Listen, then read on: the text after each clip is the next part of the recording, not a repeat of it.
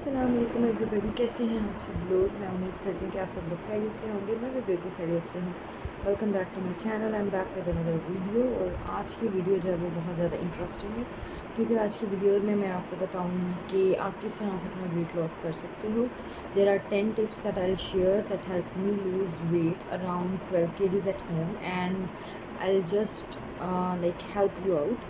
तो इसमें ये है कि सबसे पहले आपने जो है ना अपनी हैबिट्स पे गौर करना है। वेट लॉस जो है वो उसके दो मेथड्स होते हैं। एक वेट लॉस होता है सस्टेनेबल, जिसमें ये होता है कि अगर आप वेट लूज़ कर रहे हो तो वो आपका जो है वो मेंटेन रहता है वेट। एक वेट होता है जिसको हम लोग करते हैं फैट डाइट के थ्रू, मतलब थोड़े से अरसे के लिए हम लोग कर रहे होते हैं। शॉर्ट टर्म गोल्स होते हैं हमारे कि फ़लाँ की शादी है तो ये ड्रेस पहनना है, उसमें थोड़ा स्लिम लगना है, तो उसके लिए फिर आप वेट लॉस कर रहे होते हो। वो होता है हमारे पास शॉर्ट टर्म गोल्स के साथ। उसमें हम लोग बहुत स्ट्रिक्ट डाइट करते हैं, कैलोरीज़ को बहुत ज़्यादा रिस्ट्रिक्टेड रखते हैं और बहुत सिलेक्टिव फूड आइटम्स हैं जो खा रहे होते हैं, ताकि हमारा जो वेट है वो रिड्यूज़ हो जाए with in that specific time. कुछ लोग 1 वीक की करते हैं, 2 वीक्स की करते हैं, 3 वीक्स की करते हैं।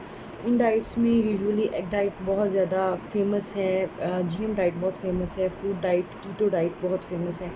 कुछ लोग वाटर डाइट कर रहे हैं। अब हमारे पास जो है वो ओमेड के नाम से एक डाइट आ गई हुई है, जिसमें हम लोग 1 मील अ डे जो है ले रहे होते हैं। दीज टाइप्स ऑफ डाइट्स जो है ना ये आपको बहुत हेल्प आउट कर रही होती हैं वेट को रिड्यूस करने के लिए। लेकिन इनके अगर हमारे पास जो है ना इसका बेनिफिट सिर्फ एक होता है कि आप स्लिम और लीन लग रहे होते हो, लेकिन अगर इसके ड्रॉबैक्स देखो तो बहुत ज़्यादा हैं। नंबर 1, आप सबसे पहले तो आपका मसल लॉस हो जाता है। फ़ैट लॉस नहीं हो रहा था शुरू में, मसल लॉस होता है वाटर लॉस के बाद। सेकंड नंबर पे आपकी बॉडी में डेफिशिएंसीज आ जाती हैं। देखो, अगर आप सिर्फ अंडे खाए जा रहे हो, अंडों में आपको प्रोटीन मिल रही है, न्यूट्रिशन मिल रही है, ठीक है, लेकिन आप बी वाइटामिन आपको कहाँ से मिलती हैं? वो आपको मिलती है रोटी से, ठीक है। इसके अलावा आपको कैल्शियम कहाँ से मिलती है? दूध से मिलती है। और डिफरेंट इसी तरह के सीड्स हो जाते हैं, चिया सीड्स हो जाते हैं, दही हो जाता है। They are very good for your gut as well. आप ये सारी चीज़ें नहीं खा रहे होते, इससे क्या होता है कि वो डेफिशिएंसीज क्रिएट हो जाती हैं। तो इसलिए शॉर्ट टर्म गोल्स की निस्बत प्रेफर किया करो लॉन्ग टर्म गोल्स को। कोई इवेंट आ रहा है, आपको ऑब्वियसली पता होगा, सरप्राइजिंग शादियाँ नहीं होती, बहुत रेयर होती हैं, रेयर चांसेस में हो भी जाती हैं, लेकिन वो बहुत रेयर केसेस हैं। आप अपना जो वेट लॉस है वो एटलीस्ट 6 मंथ्स पहले स्टार्ट करो, और हर मंथ के अंदर जो है ना वो गोल रखो कि एटलीस्ट आप 3 kgs लूज़ करेंगे। This should be your goal. ये 5 किलो 6 किलो का गोल नहीं रखते, 3 kg का गोल रखो। समटाइम्स आप इससे ज़्यादा लूज़ कर लेते हो, बहुत ज़्यादा मोटिवेटिंग होता है आपके लिए। समटाइम्स आप 3 kgs के राउंड अबाउट लूज़ कर रहे होते हो, समटाइम्स आप इससे कम लूज़ कर रहे होते हो, डिपेंडिंग कि आपकी बॉडी जो है वो किस तरह से रिएक्ट कर रही है डाइट्स को। तो इसलिए इन सारी चीज़ों को आपने नहीं करना होता। तो मैं आपको बताऊंगी हेल्दी वे। जैसे मैंने वेट लूज़ किया, मेरा वेट लॉस जो था वो पार्ट्स में था। 2-3 माह मैंने डाइट की, फिर मैंने अंदर छोड़ दी, फिर मैंने 2-3 माह जो है वो इस रूटीन को फॉलो किया, और अभी जो है ये इतना सस्टेनेबल है कि मैं अगर कुछ खा भी लेती हूँ ना तो मेरा वेट दोबारा से कम नहीं होता, ठीक है। तो सबसे पहले चीज़ जो मैंने चेंज की वो था मेरा लाइफ़स्टाइल में क्या आता है, मैंने जल्दी सोना रात में शुरू कर दिया और सुबह में जल्दी उठना शुरू कर दिया। It's hard specially for those जो रात में काम करते हैं, फ्रीलांसिंग करते हैं, या फिर इस तरह से जिनकी एक्टिविटीज़ है ना, जो ज़्यादातर नाइट आउल हैं। मैं स्टूडेंट हूँ तो मुझे रात में पढ़ने की आदत है, और पढ़ने की आदत ना भी हो, समटाइम्स मजबूरी होती है कि इतना ज़्यादा सिलेबस होता है, कवर करने के लिए आपको रात में उठना पड़ता है। तो इस टाइप की जो सिचुएशंस हैं उसको मैनेज करने के लिए बहुत टफ़ था मेरे लिए कि मैं रात में जल्दी सो जाऊँ, सुबह जल्दी। तो उस ड्यूरेशन के अंदर मैं फिर खुद को इतना ज़्यादा एग्जॉस्ट नहीं करती, रेगुलर एक्सरसाइज भी नहीं हो पाती। एग्ज़ाम्स में सिर्फ पढ़ना होता है आपने, ठीक है, उसमें थोड़ा बहुत मैं मीठा भी खा लेती हूँ ताकि मेरा माइंड थोड़ा रिलैक्स रहे, ठीक है। तो वो एक स्पेसिफिक टाइम पीरियड होता है जब तक एग्ज़ाम था, उसके बाद मैं दोबारा से रूटीन पे आ जाती हूँ।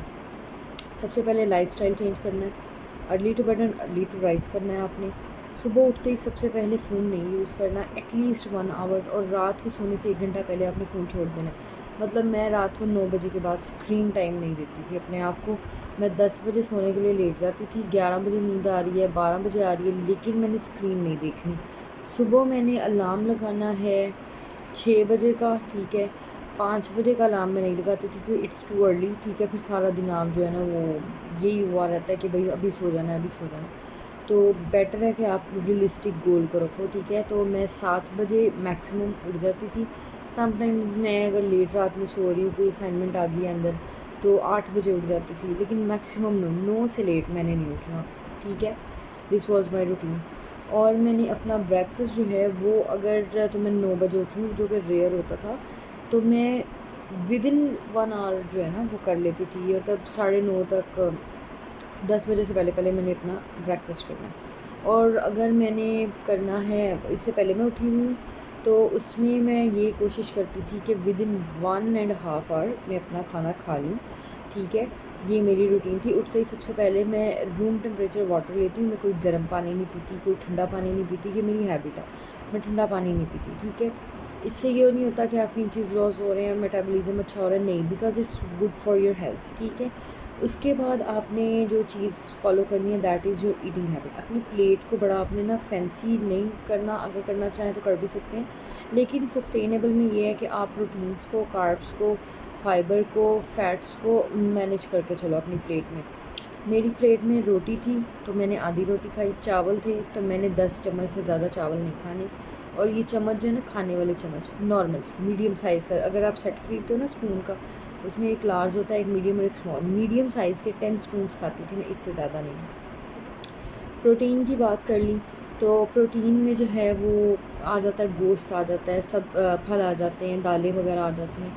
दाल कॉम्प्लेक्स कार्ब है, it's good source of complex carbs comparatively protein के। तो मैं कोशिश करती थी कि मैं चिकन ज़्यादातर लेती थी। चिकन की वजह से हार्मोनल इम्बैलेंस होता है, ये हो जाता है, वो हो जाता है, ये हम बहुत सुनते हैं। मेरे ख्याल में ऐसा नहीं होता। मैं बहुत से ऐसे लोगों को जानती हूँ जिनको हार्मोनल इम्बैलेंस का इशू है, they have PCOS, they have thyroid issue, और इस टाइप के जो है ना इश्यूज़ बहुत कॉमन है उनमें, लेकिन वो चिकन खा रहे हैं एंड एवरीथिंग, उनका उससे इशू वर्स नहीं हो रहा, इट्स इम्प्रूविंग। बिकॉज जो प्रोटीन होती है वो बहुत हेल्प आउट करती है आपकी ब्लड शुगर लेवल्स को बैलेंस करने के लिए, आपकी मसल मास को इंक्रीज़ करने के लिए, मसल मास को मेंटेन करने के लिए, कि वो हमारे पास कम ना हो अगर हम एक्सरसाइज कर रहे हैं, डाइट कर रहे हैं। तो इसलिए ये बहुत हेल्प आउट कर रहा होता है इंसुलिन रेजिस्टेंस को ओवरकम करने के लिए। तो अगर आप बीफ खा सकते हो, मटन खा सकते हो, इट्स वेल एंड गुड। मैंने अगर अपनी प्रेफरेंस बताऊँ, मैं रेगुलर मटन और बीफ नहीं खा सकती, ऑल्दो मुझे ये चिकन से ज़्यादा पसंद है। उसकी रीज़न ये है कि एक तो इससे यूरिक एसिड इंक्रीज़ हो जाता है। मुझे लिटरली जो है ना वो, अगर मैं रेगुलर, जैसे बड़ी ईद पर होता है, हम डेली जो है वो मटन खा रहे होते हैं, बीफ खा रहे होते हैं, क्वांटिटी कम भी खाओ ना, तो एक पॉइंट आ जाता है जहाँ पे दिल उकता आ जाता है, नंबर 1। नंबर 2, मुझे ऐसा लगता है कि अगर बहुत ज़्यादा खाएं ना तो जॉइंट्स में पेन होने लग जाता है, मतलब यूरिक एसिड इंक्रीज़ हो जाता है। ये चीज़ें चिकन के साथ नहीं आपको मिलती इतनी ज़्यादा, ठीक है, बिकॉज आप क्वांटिटीज़ में खा रहे हो, खा सकते हो आप, ब्लड प्रेशर का इशू नहीं होता, कोलेस्ट्रॉल का। तो ये चीज़ आपने बहुत ख्याल रखनी है। इसके अलावा जो इम्पॉर्टेंट है पॉइंट, वो है फाइबर, बहुत इम्पॉर्टेंट है।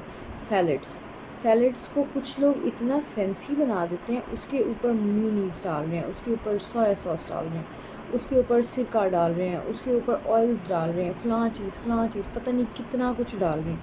भाई इतना नहीं, आप सैलड की कैलोरीज़ को 1000 तक ले जाते हो ये सारे काम कर करके, ठीक है। सैलड जो है वो आपका बहुत डिसेंट होना चाहिए। आपको कुक्ड नहीं पसंद, आप उसको स्टीम कर लो, आप सेमी कुक कर लो, ठीक है। किसी भी तरीके से खाओ, salad is important, fibre is important. इसको खाने का तरीका क्या है, मैंने जो सैलड्स बनाए थे वो डिफरेंट वेरिएशंस में थे। मैंने एक सैलड बनाया था, डिफरेंट वेजिटेबल्स को ले लेना है, चिकन स्टॉक रेडी करनी है, क्योंकि मैं around 200 grams of chicken every single day ले रही थी। ये मेरा मिड मॉर्निंग मील जो है वो होता था, मतलब लंच भी मेरा यही होता था। उसकी स्टॉक जो होती थी ना, लास्ट पे चिकन को बॉईल करके, नमक, काली मिर्च डाल के, थोड़ा सा ज़ीरा ऐड करके, थोड़ी सी हल्दी ऐड करके, हल्दी मुझे वैसे बहुत पसंद है स्पाइसेस में, तो वो ऐड करके आपने उसी में जो है, जब उसकी स्टॉक बिल्कुल थोड़ी सी रह जाए, अपनी वेजिटेबल्स को ऐड कर देना है। कुछ जल्दी कुक हो जाती है, कुछ लेट कुक हो जाती है ना, इट्स अप टू यू। मैं थोड़ा क्रंची, उसके अंदर क्रंचीनेस रखती थी, तो मैं इतना कुक करती थी कि क्रंच मेंटेन रहे। वो आपने ऐड कर दी, ऐड करने के बाद जो है वो उसको मैं दम दे देती थी, ठीक है। और इसी तरह लास्ट में जो है वो मैं देसी घी का 1 टीस्पून ऐड करती थी, वो फ्लेवर भी आता है उसमें, ठीक है, और कैलोरीज़ भी ज़्यादा इंक्रीज़ नहीं होती। कोई भी ऑयल यूज़ कर सकते हो, मुझे देसी घी का फ्लेवर ज़्यादा पसंद है, मैं देसी घी ऐड करती हूँ। ठीक है, आपने ऑयल ये ऐड कर दिया और इसके बाद आपने थोड़ी सी आंच तेज़ करनी है और इसको स्टर फ्राई कर लेना है। ठीक है, ताकि उसका जो पानी है ड्राई हो जाए। बिलीव यू मी, इसको ऐसे लगता है जैसे आप कोई मैकरोनीज़, कोई पास्ता, कोई इस तरह की चीज़ खा रहे हो। ऑल्दो इसमें ना सिरका है ना सोया सॉस है, बिकॉज़ ये भी अगर आप डेली बेसिस में यूज़ करते हो इसमें सॉल्ट बहुत ज़्यादा होता है। और अगर आप लोग सैलड्स ले रहे हो, फ्रूट्स ले रहे हो, अवॉइड करो, उस पर बहुत ज़्यादा नमक ना डालो। मैंने देखा है लोग फ्रूट खा रहे होते हैं, बिलीव यू मी, उस पर पूरे के ऊपर उन्होंने जो है ना एक तो सैलड लगा, वो नमक लगाया होता है और इंजॉय कर रहे होते हैं और वो ब्लोटिंग कर देता है उनको बाद में। लेकिन वो कहते हैं पता नहीं क्यों खाया था, हमने खा लिया था। तो ये काम नहीं करना, आपका सैलड हेल्दी होना चाहिए। इसके अलावा ऑलिव्स कुछ लोग बहुत ज़्यादा खा लेते हैं। ऑलिव्स जो है वो है वेजिटेबल लेकिन इट्स फैटी। ठीक है, उसमें हेल्दी फैट्स हैं। तो अगर आप ऑलिव्स का यूज़ करते हो तो 2 से ज़्यादा एक टाइम पे ना खाओ। ऑलिव्स में कैलोरीज़ बहुत ज़्यादा होती हैं, वो कैलोरी डेंस होता है, तो ऑलिव्स को बहुत ज़्यादा नहीं खाना। डेली खा सकते हैं आप, लेकिन 1 से 2 ऑलिव जो है ना वो लें, इससे ज़्यादा ना लें। बाकी जो भी वेजिटेबल्स आपको पसंद है, यू कैन हैव देम। आलू और अरबी और साथ में स्वीट पोटैटो, इनको छोड़ के ये आप अगर खा रहे हो तो इसको कार्ब्स के पोर्शन में लो। इसको आपने फाइबर कंसीडर नहीं करके जितना दिल कर रहा है खाई जाना, इसको कार्ब्स के पोर्शन में लेना है। ठीक है, और थोड़ा क्वांटिटी में कम लेना है। तो इस तरह मैं अपना सैलड खाती थी, इसमें प्रोटीन भी होती थी, इसमें फाइबर बहुत अच्छी क्वांटिटी में, and it was so yummy. Second जो है वो मैंने एक और सैलड बनाया था जिसमें मैं ऐड करती थी प्याज और साथ में क्यूकम्बर, और उसके साथ में जो है वो मैं 2 चम्मच दही अंकड़ लेके उसमें ज़रा सा नमक, काली मिर्च और ज़ीरा ऐड करके उसकी एक अच्छी सी जो है वो पेस्ट बना के वो इसमें डाल देती थी। तो ये बड़ा एक क्रीमी और बड़ा टेस्टी सा बनता था सैलड। तो ये इसी तरह रात में भी मेरी कोशिश होती थी बिफ़ोर 8 मेरा डिनर हो जाए, और मैं जो है ना उसके बाद ये चीज़, इसके अलावा हर खाने के बाद एटलीस्ट मैं 15 मिनट से 10 मिनट्स मिनिमम वॉक करूँ। स्लो वॉक हो, फास्ट वॉक हो, ये मैटर नहीं करता, बस वॉक करना है। इसके अलावा एक्सरसाइज मेरी रेगुलर थी, एटलीस्ट वीक में 5 डेज़, समटाइम्स नहीं कर पाती थी, 4 डेज़ कर लेनी है। समटाइम्स मैं वीक में 2 डेज़ कर पाती थी, लेकिन मैं कंसिस्टेंट थी। ये बहुत हेल्प आउट करती है। और पानी खाना खाने से पहले पिए 15 मिनट्स, खाना खाने के बाद ना पिए 1 घंटा, ये बहुत इंपॉर्टेंट है। इसके अलावा डिनर को थोड़ा लाइट रखो, ब्रेकफास्ट को थोड़ा हैवी रखो, और जो लंच है वो थोड़ा मॉडरेट रखो। मेरे लंच में कार्ब्स नहीं है, ठीक है, मेरे ब्रेकफास्ट में कार्ब्स हैं। ब्रेकफास्ट में मैं ब्रेड समटाइम्स ले लेती थी, समटाइम्स आधी रोटी ले लेनी है, डिपेंड कि क्या मूड है ना। तो ये सारी चीज़ें मैंने की हैं। और consistency is the key, discipline is the key. Motivation आपको मिलती है जब आप स्केल पे खड़े होते हो और उसमें आपका पहले से जो वेट है वो कम हुआ होता है। This is what motivates you. तो मोटिवेशन के लिए कंसिस्टेंसी बहुत ज़रूरी है। कंसिस्टेंट रहो और हेल्दी रहो, पॉजिटिव एनर्जी के साथ रहो, और ये सारी चीज़ें आपके मूड स्विंग को भी बड़ा इफ़ेक्ट कर रही होती हैं। So this was all from my side and I hope you like it. अगर आपको ये मेरी वीडियो पसंद है, ये मेरी वीडियो को लाइक कीजिएगा, चैनल को सब्सक्राइब कीजिएगा। मिलते हैं एक न्यू वीडियो में। टिल देन, अल्लाह हाफ़िज़।